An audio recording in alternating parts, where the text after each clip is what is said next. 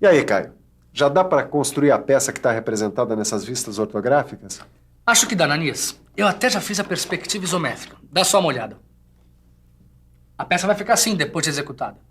O conhecimento da forma, apesar de muito importante, não é suficiente para a execução do objeto. Ué, o que está faltando então? Para executar qualquer tipo de objeto, você precisa também de informações sobre o tamanho. Quer dizer, sobre as dimensões exatas do objeto e de cada uma das suas partes. No desenho técnico, as dimensões do objeto devem ser indicadas sob a forma de medida, que recebe o nome de cotagem. Cotagem? O que é isso? Para indicar as medidas ou cotas, o desenhista deve seguir determinadas normas técnicas da ABNT. Elas referem-se à grandeza real que o objeto deve ter depois de produzido. E assim, fica o desenho técnico com as indicações completas de dimensionamento. Para executar uma peça a partir do seu desenho técnico, como o Caio quer fazer, é preciso interpretar corretamente as medidas indicadas. Se a interpretação for feita de maneira errada, a peça também sairá errada. Por isso, na teleaula de hoje, você vai conhecer as regras básicas para a cotagem de desenhos técnicos.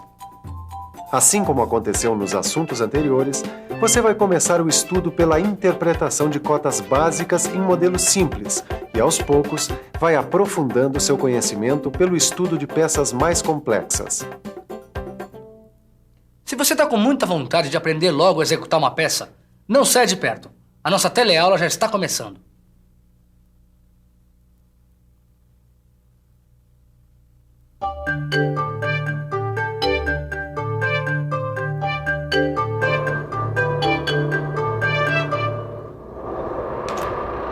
Ô Silva! Oi! Para um pouquinho aí.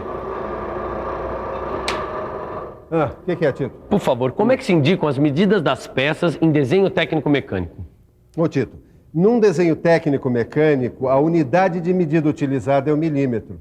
Escreve-se apenas a medida sem a indicação do símbolo mm. Por exemplo, se uma peça tem 35 milímetros de comprimento, aparecerá somente o número 35, ficando subentendido que se trata de 35 milímetros. Assim fica muito mais fácil de interpretar desenhos cotados. Só que para isso você vai precisar saber os 3 elementos básicos que são os elementos de cotagem. E quais são os elementos de cotagem? Cota ou valor numérico, linha de cota e linha auxiliar. Dá uma olhada nesse desenho que está aí em cima dessa bancada. Esse aqui? As cotas são os números que indicam as medidas da peça. Está vendo as medidas básicas da peça que está representada? Eu estou sim. Elas estão indicadas pelas cotas 50, 12 e 25. Tá bom. E qual é o próximo elemento de cotagem? São as linhas de cota. O que é isso? Dá só uma olhada aqui. Linhas de cota são linhas estreitas e contínuas com setas ou traços oblíquos nas extremidades. Mas será que não existem regras que mostrem de uma maneira geral como fazer a cotagem em diversas situações?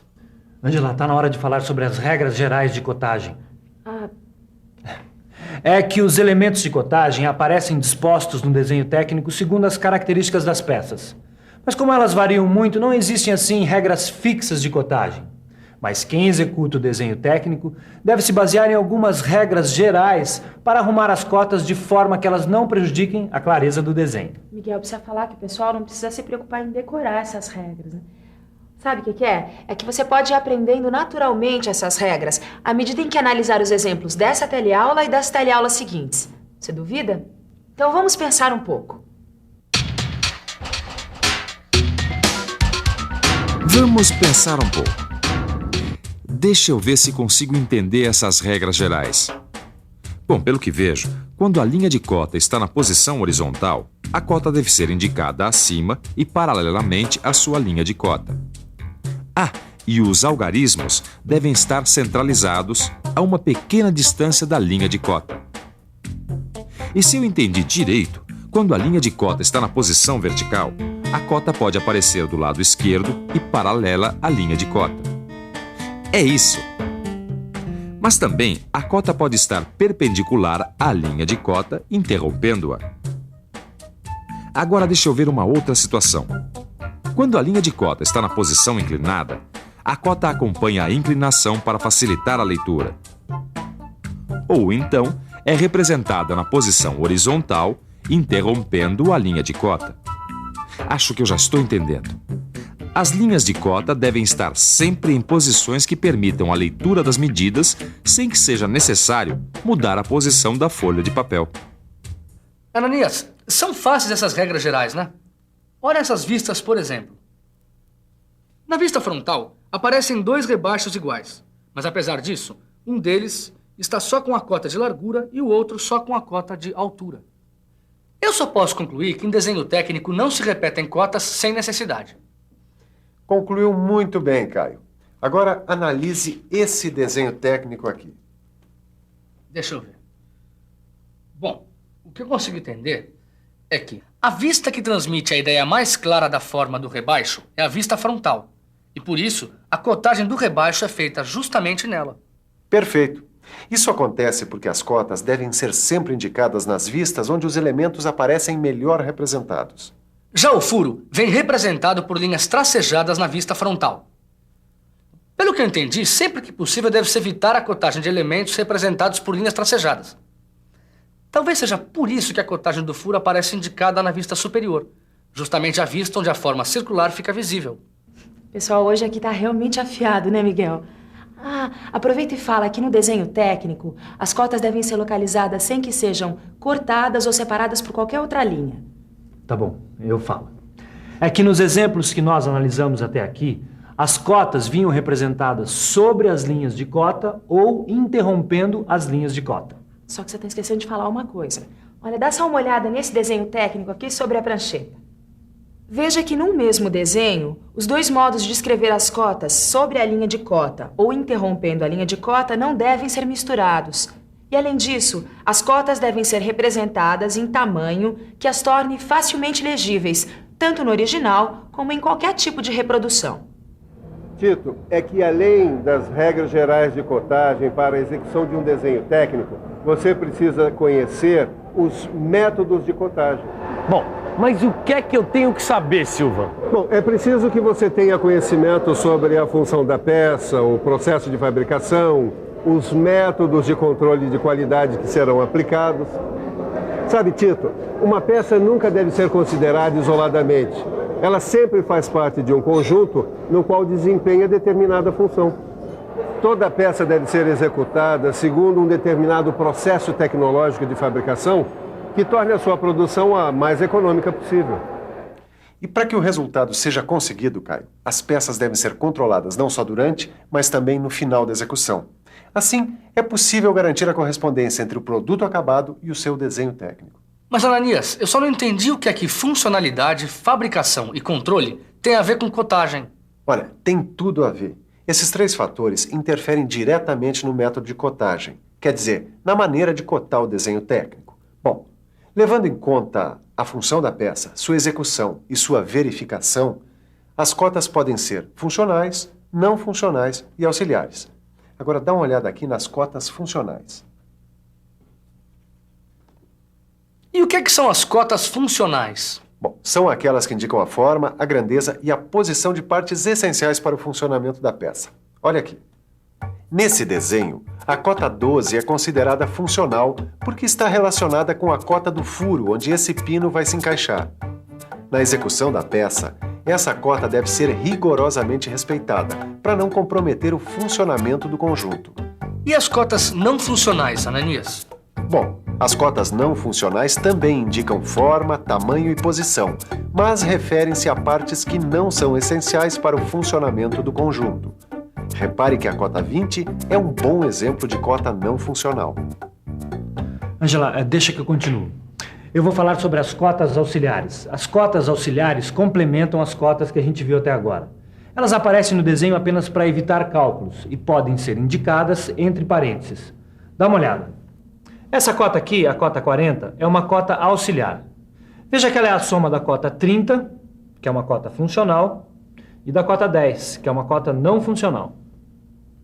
Ângela, fala você da cotagem geométrica. A forma geométrica de uma peça também é muito importante na determinação da cotagem. Fica mais fácil fazer a cotagem de uma peça se pudermos imaginá-la decomposta em suas formas elementares. Você quer ver um exemplo? Observe que os elementos da peça resultam da retirada de formas geométricas já conhecidas. A decomposição da peça em sólidos básicos põe em destaque as formas geométricas positivas e negativas da peça.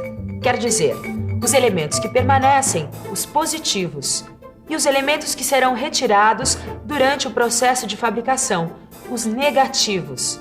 Mostra também o tamanho e a posição relativa de cada um dos elementos da peça. Segundo esse método de decomposição geométrica da peça, as cotas podem ser classificadas em 2 grupos: as cotas básicas e cotas de elementos. Agora, tanto as cotas básicas quanto as cotas de elementos podem ser funcionais, não funcionais ou auxiliares. Pelo jeito, quem tem que ler e interpretar o desenho técnico para executar uma peça tem que saber distinguir quando uma cota básica ou de elemento é funcional, não funcional ou auxiliar. Exatamente. Só que quem, como você, estiver começando, precisa primeiro aprender a ler e a interpretar as cotas básicas e as cotas de elementos. É verdade. Tá? Vamos começar pelas cotas básicas.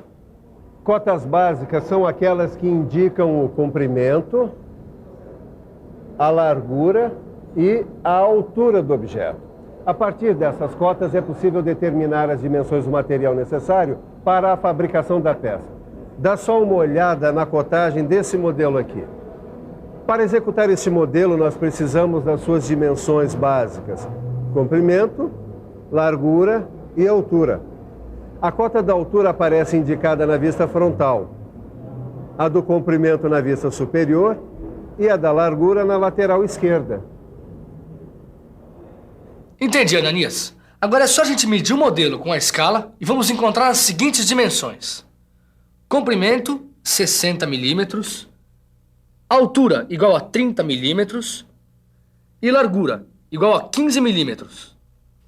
Eu estava reparando que o símbolo de milímetro não foi inscrito ao lado das cotas. Só quando excepcionalmente for adotada outra unidade de medida, que não o milímetro, o símbolo correspondente deve vir ao lado da cota. Sabe, Caio, existe mais de uma maneira de cotar o mesmo desenho. Então deixa eu ver quais são. Tá certo. Eu tô vendo que a pessoa que executa o desenho deve escolher, de acordo com as características da peça, a disposição das cotas que permita identificar da melhor maneira possível as dimensões da peça. Agora, quem lê e interpreta o desenho técnico deve ser capaz de associar cada cota à dimensão que ela representa. E para isso, nada melhor do que ficar de olho na nossa revisão. E atenção, se liga aí que é a hora da revisão.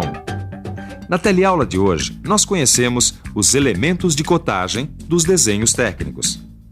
Aprendemos regras gerais de cotagem. E acompanhamos os métodos de cotagem. Bom, você deve estar imaginando que para executar uma peça com elementos é preciso ter as cotas dos elementos e também as cotas básicas. Mas isso já é assunto para a nossa próxima teleaula. Agora, aproveite os exercícios no seu livro de estudos, porque assim você vai longe. Tchau!